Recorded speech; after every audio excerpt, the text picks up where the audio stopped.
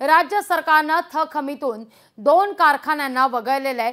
संग्राम थोपटेंच्या राजगड कारखान्याला थक हमीतून वगळण्यात आलंय, तर नगरच्या विवेक कोल्हेंच्या कारखान्याच्या थक हमीला देखील कात्री लागली आहे। 13 पैकी 2 कारखान्यांच्या थक हमीला कात्री लागली आहे।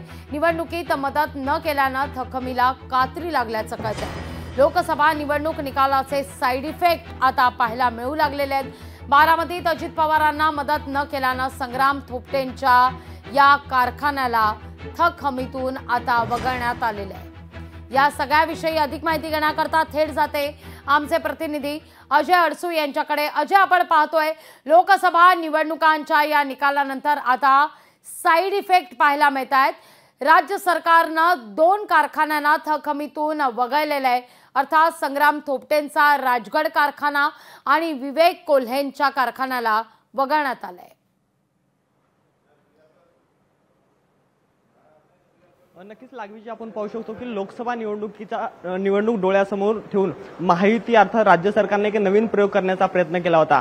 जवळपास लोकसभा निवडणुकीच्या आचारसंहितेला लागण्याच्या आदल्या दिवशी राज्य मंत्रिमंडळाची एक महत्त्वाची बैठक झाली होती। या मंत्रिमंडळाच्या बैठकीमध्ये राज्यातील जवळपास 13 सहकारी साखर कारखान्यांना थक हमी देण्याचा एक प्रस्ताव मंजूर केला होता आणि तो प्रस्ताव लोकसभा निवडणुकीमध्ये अर्थात निवडणुकीच्या दरम्यान केंद्र सरकारकडे एनसीडीसीकडे पाठवला होता। मात्र जे काय 13 पैकी 2 सहकारी साखर कारखाने आहेत, पुणे जिल्ह्यातील काँग्रेसचे आमदार संग्राम थोपटे यांच्या राजगड सहकारी साखर कारखान्याचा 80 कोटी रुपयाचा प्रस्ताव होता। याचबरोबर नगर जिल्ह्यातील भाजपाचे तरुण नेते विवेक कोल्हे यांच्या शंकरराव कोल्हे सहकारी साखर कारखान्याचा 125 कोटी रुपयाचा प्रस्ताव राज्य सरकारने जो काही मंजूर होणार होता त्याला कात्री लावलेली आहे, अशी माहिती आता समोर येते। आज हे सर्व प्रकार काल या संदर्भात एक महत्त्वाची बैठक मंत्रिमंडळाच्या उपसमितीची महत्त्वाची बैठक मंत्रालयामध्ये पार पडली। खरं पाहायला गेलं तर राजगड सहकारी साखर कारखान्याचे अध्यक्ष संग्राम थोपटे यांनी अजित पवारांना असा शब्द दिला होता की बारामती लोकसभेमध्ये सुनेत्रा पवार यांना मदत करतो। मात्र अपेक्षित मदत न केल्यामुळे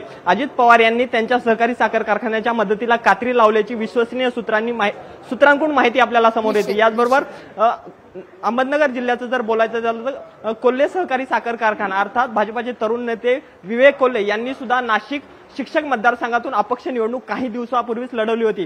त्यावेळेस सुद्धा निवडणुकीच्या दरम्यान त्यांच्या सर्व शिक्षण संस्था याचबरोबर सहकारी साखर कारखान्यावर काही कारवाई झाल्या होत्या। मात्र त्या कारवाईनंतर सुद्धा आता नवीन एक माहिती आज समोर येते की त्यांच्या सहकारी साखर कारखान्याचा 125 कोटीचा प्रस्ताव हा राज्य सरकारने नामंजूर केलेला आहे। या सर्व प्रस्ताव 13 सहकारी साखर अजय, तुर्तास धन्यवाद तुम्ही दिलेल्या एकूणाचे असा विस्तार माहिती करता।